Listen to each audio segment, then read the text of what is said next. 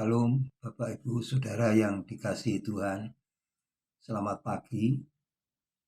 Hari ini Rabu tanggal 14 Februari 2024 dalam program Mimbar Gemar Online GSJA Peniel Surabaya dan GSJA Anugerah Kemendung. Saya belajar dari kitab 2 Tawarikh 27 ayat 1 sampai 9. Sebelum membaca dan merenungkan firman Tuhan, mari kita berdoa. Bapa di surga, dalam nama Tuhan Yesus, kami bersyukur pagi ini Tuhan memberikan kepada kami kesempatan, kekuatan, kesehatan. Ini merupakan anugerah dan kasih karunia-Mu.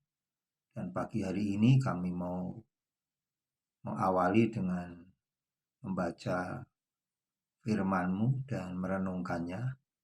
Mari Roh Kudus pimpin sertai kami untuk kami dapat memahami dan melakukan dalam hidup beriman.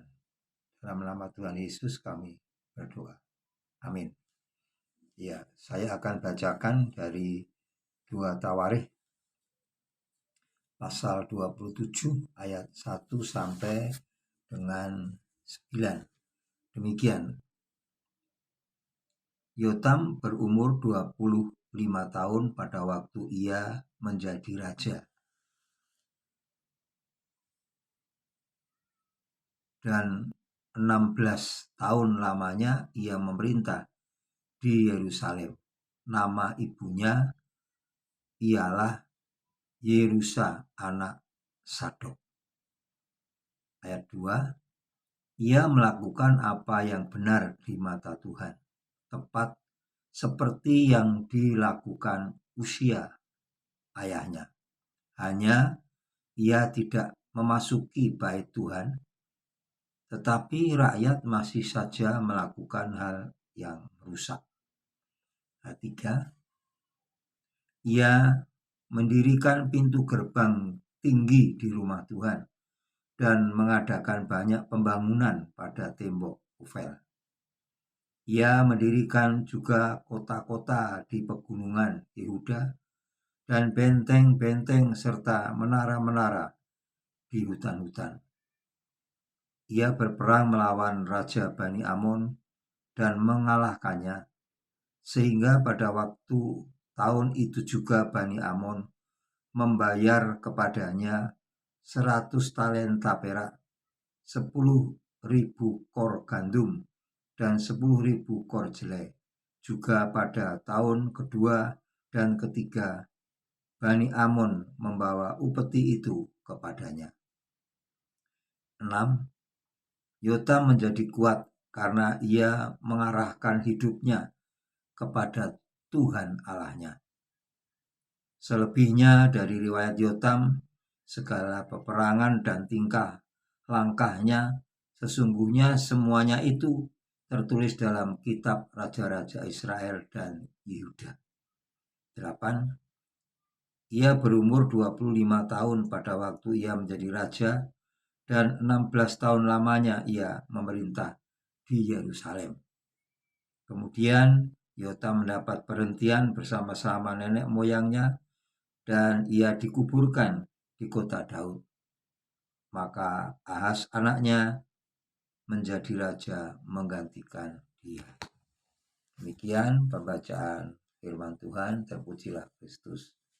Haleluya. Bapak Ibu Saudara yang dikasihi Tuhan, tema renungan pada pagi hari ini yaitu mengarahkan hidupnya kepada Tuhan.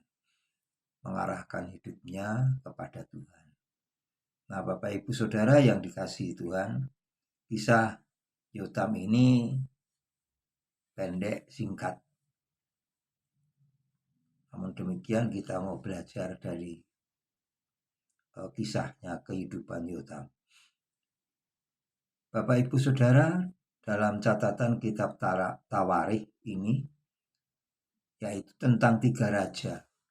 3 raja sebelumnya Yotam yang ditandai satu kesamaan, yaitu tentang masa pemerintahan mereka terbagi dua. Yang pertama, masa saat pemerintahan mereka setia kepada Tuhan Allahnya. Dan yang kedua, masa di mana saat mereka tidak setia kepada Tuhan Allah. Tidak setia dan yang satu setia. Tapi tentang Yotam tidak memiliki pembagian ini. Justru Bapak Ibu Saudara, penulis Tawarikh mencatat beberapa hal yang tidak ditampilkan dua raja-raja. Yotam adalah seorang raja yang saleh. Dan Yotam tidak lancang memasuki bait Allah dan tidak melakukan tugas imam. Di ayat 2. Yotam taat pada peraturan ibadah di bait Allah. Bapak Ibu Saudara yang dikasihi Tuhan. Semasa pemerintahan Yotam, ia menaklukkan Raja Amon. Ayat yang kelima. Semua keberhasilannya ini disebabkan karena Yotam mengarahkan hidupnya kepada Tuhan Allahnya. Ayat yang ke-6. Bapak Ibu Saudara yang dikasihi Tuhan, kejadian dan kegagalan yang telah dialami oleh raja-raja sebelumnya menjadi pelajaran bagi Yotam untuk tidak diikutinya. Memang betul bahwa rakyatnya masih melakukan hal-hal yang merusak dan korup. Ayat 2c. Itu dijelaskan di 2 Raja-Raja 15 ayat 35. Kenapa? Karena masih ada bukit-bukit pengorbanan yang tidak dihancurkan. Bapak Ibu Saudara yang dikasihi Tuhan, yang digarisbawahi oleh Tawarikh adalah bahwa Raja Yotam juga bertindak bagi kemuliaan Allah, walaupun tidak banyak. Di ayat 3 sampai ayat 4. Ia mendirikan pintu gerbang tinggi, pembangunan tembok Ofel, dan kota-kota, benteng-benteng, menara-menara di hutan. Hal itu menjadi Yotam semakin kuat. Nah, Bapak Ibu Saudara yang dikasihi Tuhan, tampilnya Yotam sebagai raja yang kuat secara politis juga menjadi pertanda kemuliaan Allah yang nampak melalui Israel. Bapak Ibu Saudara yang dikasihi Tuhan, ayah Yotam Uzia juga menjadi sosok raja yang kuat. Namun kekuatannya itulah yang kemudian membuat ia tinggi hati dan jatuh ke dalam dosa. 2 Tawarikh 26 ayat 15 sampai yang ke-16. Saya bacakan di sini 2 Tawarikh 26 ayat 15 sampai 16. Ia membuat juga di Yerusalem alat-alat perang, ciptaan seorang ahli yang dapat menembakkan anak panah dan batu besar untuk ditembakkan di atas menara-menara dan penjuru-penjuru. Nama raja itu termasyhur sampai ke negeri-negeri yang jauh karena ia ditolong dengan ajaib sehingga menjadi kuat. Setelah ia menjadi kuat, ia menjadi tinggi hati sehingga ia melakukan hal yang merusak. Ia berubah setia kepada Tuhan Allahnya dan memasuki bait Tuhan untuk membakar ukupan di atas mezbah pembakaran ukupan. Nah, Bapak Ibu Saudara yang dikasihi Tuhan, raja tidak berhak melakukan membakar ukupan kepada Tuhan. Hal itu tidak demikian bagi Yotam. Nah, kekuatan Yotam sebagai raja terus bertahan. Kekuatannya itu bertahan justru karena Yotam mengarahkan hidupnya kepada Tuhan Allahnya. Ayat yang ke-6. Dalam bahasa aslinya bermakna mengatur. Bisa dibaca bandingannya di Amsal pasal 21 ayat yang ke-29 B dan 30. Saya bacakan di sini. Orang fasik bermuka tebal, tetapi orang jujur mengatur jalannya.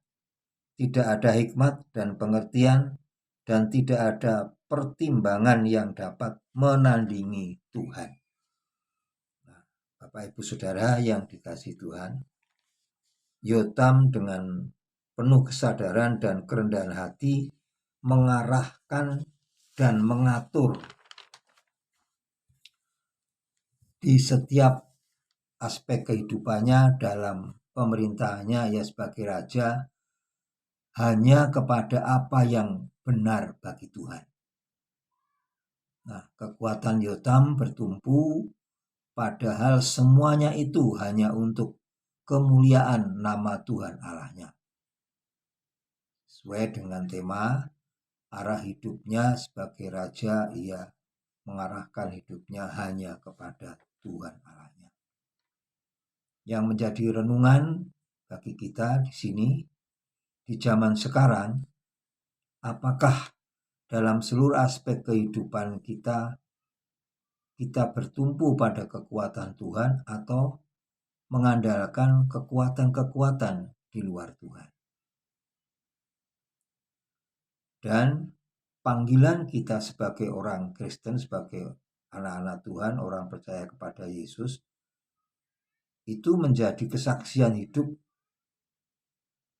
yang rendah hati atau hidup yang keras hati. Bapak Ibu Saudara, hidup yang rendah hati itu menunjukkan bahwa Allah lah satu-satunya sumber kekuatan yang sejati di dalam kehidupannya. Bapak Ibu Saudara, marilah kita dalam seluruh aktivitas kita selalu mengandalkan Tuhan. Seperti yang disampaikan di kitab Yeremia pasal 17 ayat 7. Diberkatilah orang yang mengandalkan Tuhan, yang menaruh harapannya kepada Tuhan. Demikian renungan pagi ini. Tuhan Yesus memberkati kita. Mari kita berdoa. Kami bersyukur dan berterima kasih Tuhan atas firman-Mu yang mengingatkan kepada kami, apapun jabatan, apapun pekerjaan yang Tuhan percayakan kepada kami, jadikanlah Tuhan dalam hidup kami, yang memimpin kami, yang menyertai kami, yang menuntun kami, dan kami mengandalkan Tuhan dalam seluruh aspek hidup kami, baik di tempat pekerjaan, di mana saja kami berada, usaha, pekerjaan, atau bagi anak-anak yang sedang studi, belajar, yang sedang sekolah, kiranya Tuhan menjadi andalan bagi mereka dan bagi aktivitas kami sepanjang hari ini. Tuhan Yesus memberkati setiap apa yang kami kerjakan hari ini. Dalam nama Tuhan Yesus kami berdoa. Haleluya. Amin. Bapak Ibu Saudara, selamat beraktivitas dan semangat bergemar. Haleluya. Amin.